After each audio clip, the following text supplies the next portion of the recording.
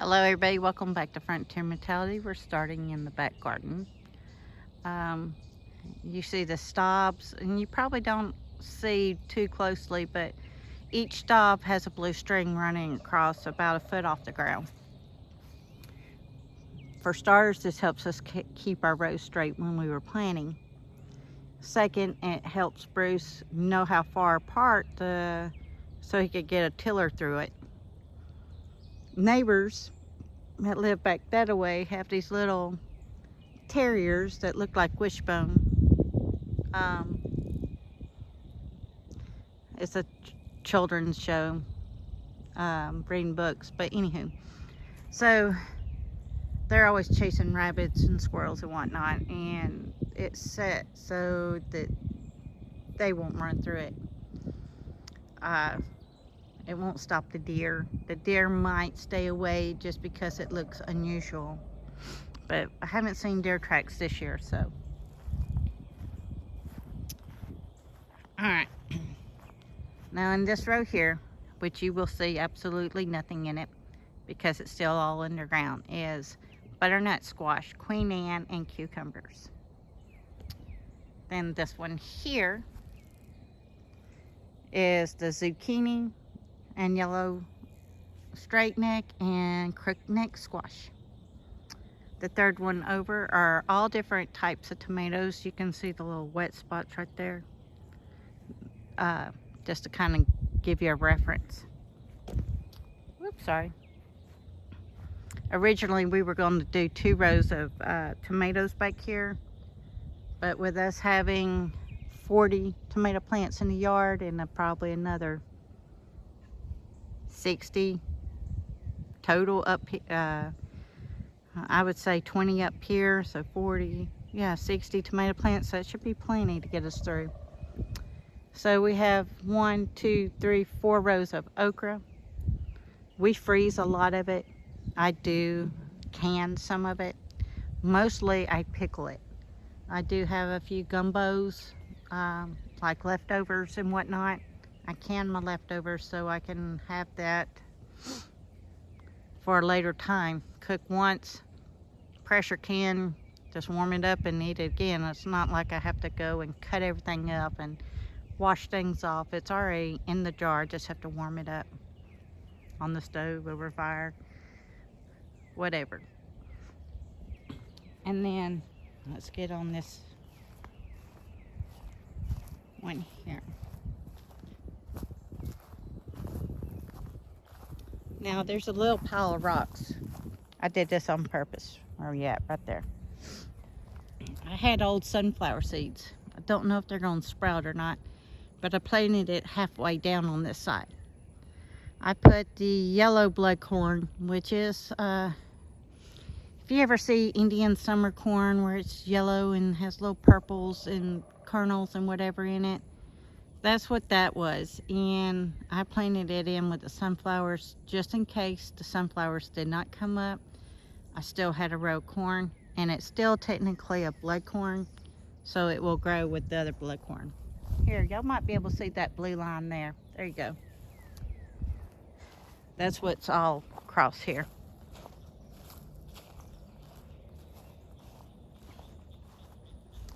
So, the green beans, they're called rattlesnake green beans, is the only thing with a rattle in it that would be considered good. So we got these green beans growing here. I got 1, 2, 3 rows of blood corn. You dried the blood corn out and you grind it up for grits or cornmeal. So climbing onto my corns, instead of doing the 3 sisters, I just did 1 sister. And that's what it is. Usually the 3 sisters is growing corn, squash, and a crawling bean on it, but we put all the squash over there. So this one's black-eyed peas or cow peas here. This one here has the rattlesnake green beans on it. And then I did the lima beans that were pretty in color on the last row. And I think I might have put a few in also with the sunflowers and other corn. Let's go take a look at, now we're looking at the potato patch. This side here is a lot bigger. And then a few, they're still coming up, but they're back there. So we were discussing what to put over them. We've always done hay in the past. Bruce wants to just go ahead and do another thing of compost over them. So I believe that's what we're going to do, maybe this weekend. I don't know for sure, but there's that patch. Woody the woodpecker's out. All right, let's get to the front.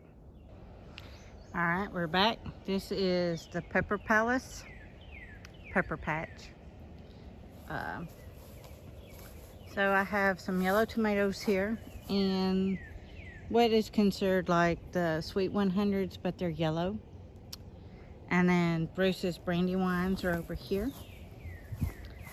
And just to let you know, like the Brandywine kind of looks like a potato leaf versus regular tomato plants. Look at these tomato plant leaves versus that one.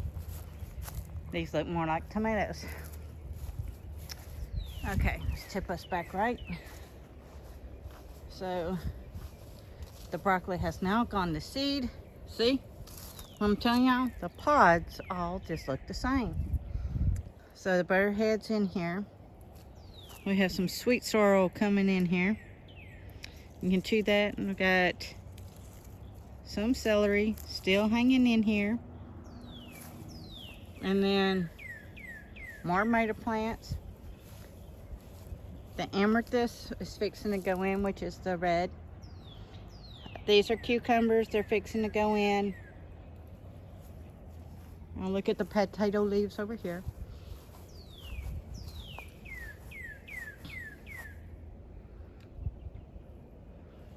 Ginger and them still haven't popped up, but they will.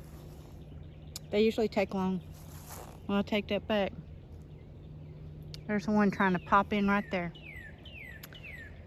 The Knock Me Out roses are doing beautiful. Now look right here with the knockout roses.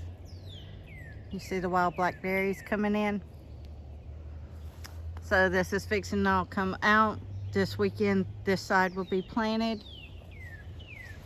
All the sweet potatoes. So these are the yellow tomatoes that we planted for myself. 1, 2, 3, 4, 5, 6, 7 yellows here. 8 over there. And then 2 of the little. So I will have plenty of tomatoes for myself.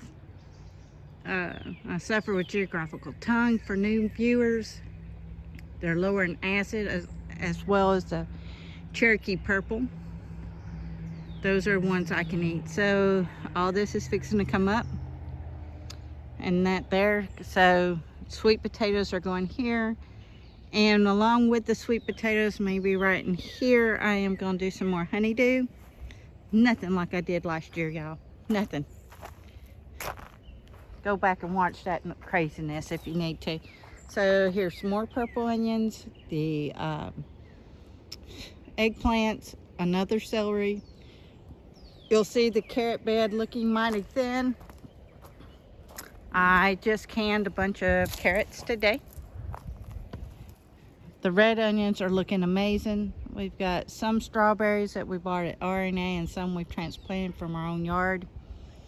We did lose one Cherokee purple, but you saw all those others up there. We do have more Cherokee purple, so it will be going in here. The amethyst back there is fixing to go in as well, and it's going to go on the second cattle panel. Let's go ahead and just walk down there. Oh, the honeysuckle smell amazing. So right here, the green coming in, this is all my raspberries. Blackberries are always doing their show. So on this side, we're going to put the amethyst down on this side. We'll probably have to dig individual holes for it. Put a small amount of potting soil in it because it really likes crappy soil. That's why I knew it would like this area. This soil is so rocky, so nasty. that should thrive, and it's drought tolerant, which is another great bonus. Just like the sunflowers, you need to add drought tolerance vegetables into your garden. But this is our first year that we're getting raspberry flowers, so we're looking forward to that.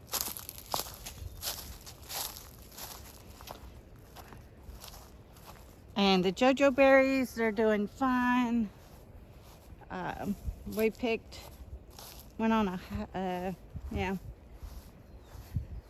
So let's get up here and do a small chitty chat, and we'll let y'all go on about your day as I get along about my day. So surely the canner's cooled off enough that I can get the carrots out.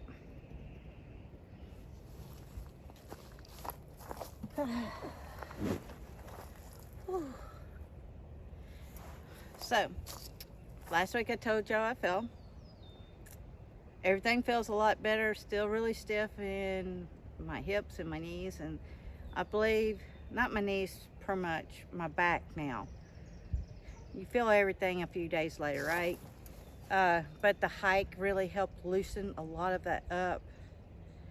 And we so enjoy going hiking on the weekends and getting out and enjoying nature while we can. What else? I will turn y'all around and let y'all see the sweet peas in just a moment. I forgot them. They're beginning to get really tall.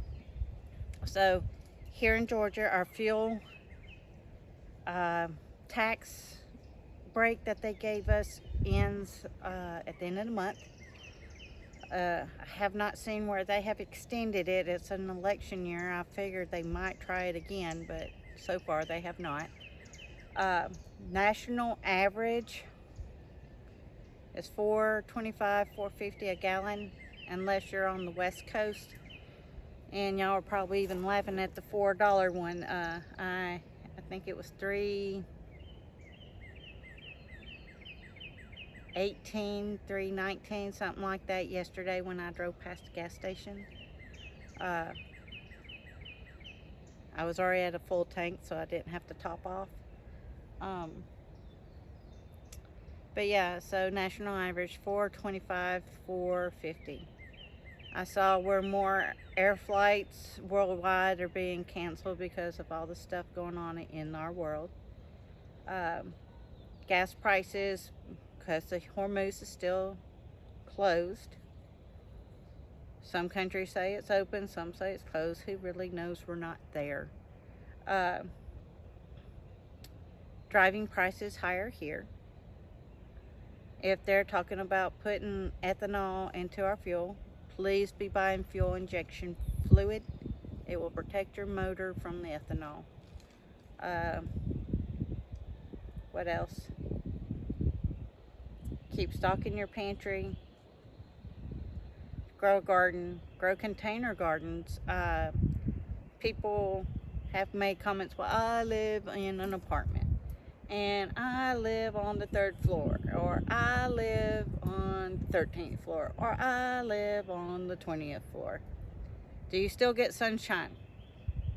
If the answer is yes, and you're not on a shaded side of a building because another taller building's in front of you, and you're still getting sunshine, there's things called aquaponics.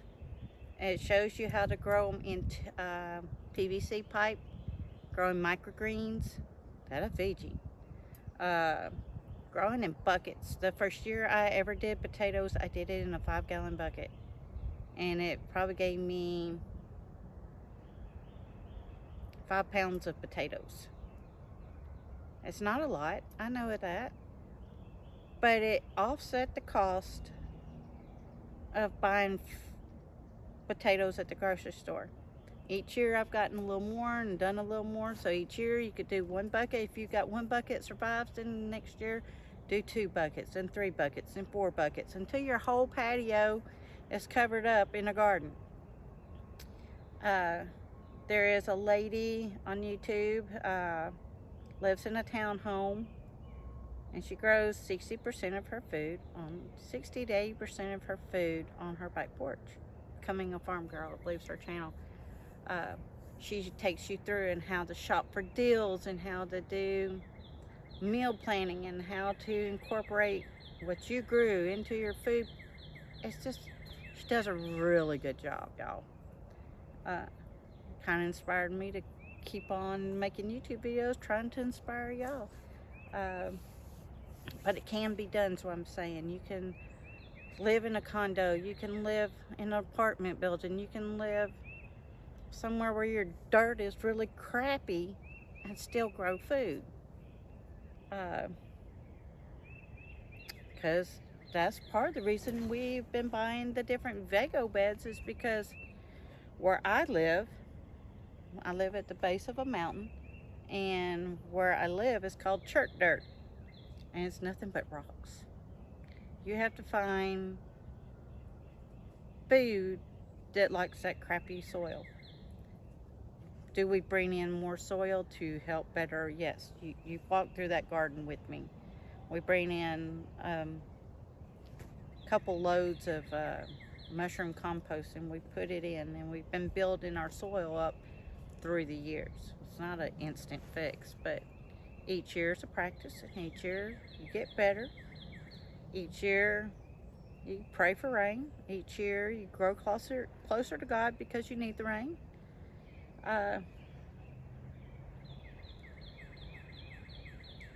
With the wars and the rumors of wars and more wars coming, and gas prices and diesel prices and everything going up, it's going to affect the food. It's going to affect the food chain. Russia and Hungary are called the breadbasket of the world for a reason. They feed over there all the wheat products. And here in the United States, we do have wheat. It's usually grown in Montana and Wyoming and the Dakotas and maybe parts of Idaho, Nebraska, our plain states. And what happens in plain states here in the United States? Well, we get wildfires, and it rips through, not just in the forestry, it comes down onto farmland. Flooding, it's flat, it happens on farmland. Tornadoes are on farmland, y'all. And you don't think, and that's why before all this blew up, you were able to get you were able to get wheat from Russia and Ukraine to offset the wheat you lost here in the United States. Or, and what else is affecting our farmland? Diesel. If it gets too high, fertilizer, they can't fertilize the field. Things don't grow. If you don't fertilize your food,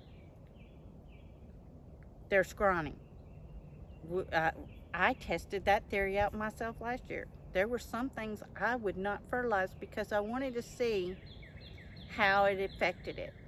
Fertilizing, they grow big and they get beautiful. In non-fertilizing, they stay small and wimpy. They still grow, but you need more of it to feed you. That's what I'm saying. Having that victory garden, overtaking your front yard or your backyard and making a bigger garden, it's less to mow. So you're saving money. And you're getting food that you know where it came from. No E. coli or whatever, because you grew it yourself. You've taken care of it, and makes it better for you. Rainwater's the best water. Do catchment. Some states don't allow it, but what they don't know won't hurt them, okay? If you can put it on the back side of your house and hide it in a pretty barrel, put a pot on top of it, make it look like it's just a flower pot growing back there and it's catching rainwater. You might need 2 or 3 to get you through a drought. We're getting small amounts of showers, but every little bit we get, we're very, very thankful for. So pray for rain. Pray for the ones that are getting rain, that they don't get so much that they get mudslides or flooding. But it's been a crazy spring so far. A lot of rain we usually get all went up north in Michigan and parts of the upper Midwest. Lost bridges and flooding, and oh my, that's also where a lot of foods grow. So if you're not stocking, remember we talked about under beds, real estate, bottoms of a closet, real estate, your pantry, crap. Even if you have a coat closet, even if it's in an apartment, add you some of the shelves. Hang your coats in your closet. You don't need a coat closet. It's just another way to collect junk to me is what it seems like. Turn your coat closet into a backup pantry. Everything you have in your kitchen cabinets you eat on, you shop from your pantry, your backup pantry. So once you got your backup pantry, your coat closet fully stocked, you go and you fill up your kitchen.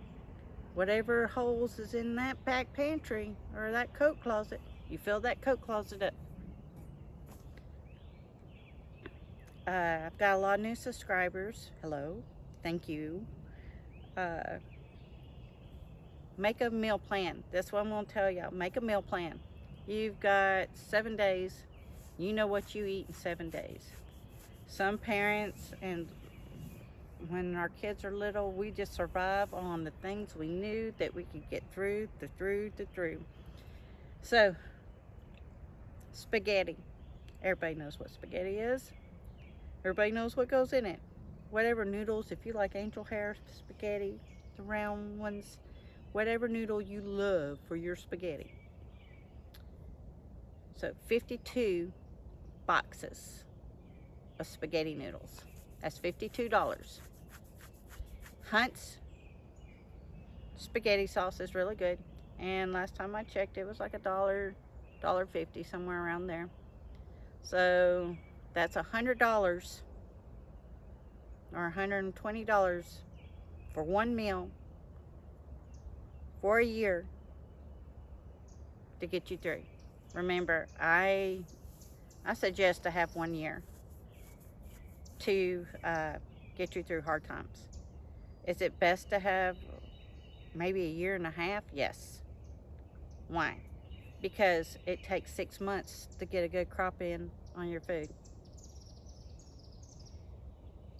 Sometimes you can find sales of green beans. 52 cans of green beans. That's 1 meal a day of green beans with a meal. There are many plant-based proteins like your beans and your rice. It's a perfect amino acid combined together if you eat beans and rice in the same, you can eat it, they can be separate but on the same plate. Perfect amino acids. That's like having a steak or chicken. Amino acids in your meat. Amino acids can also be in your vegetables. You have to do your homework. And I'm telling y'all, your palate of what you like to eat is going to have to change. That fake food is nothing but to kill you with. Start growing your own garden. Or parts of it. Just small amounts. Go to farmer markets. Learn to can. Put up your own food. It's really not that scary. I will walk you through some, and there are many great YouTubers who have dedicated to canning. And they'll tell you when it's rebel canning, and they'll tell you when it's ball canning and water bath canning. They tell you all that. But it's not so scary, y'all. Alright, everybody. Please stay safe, please get ready, and please get prepared. Frontier Mentality signing out.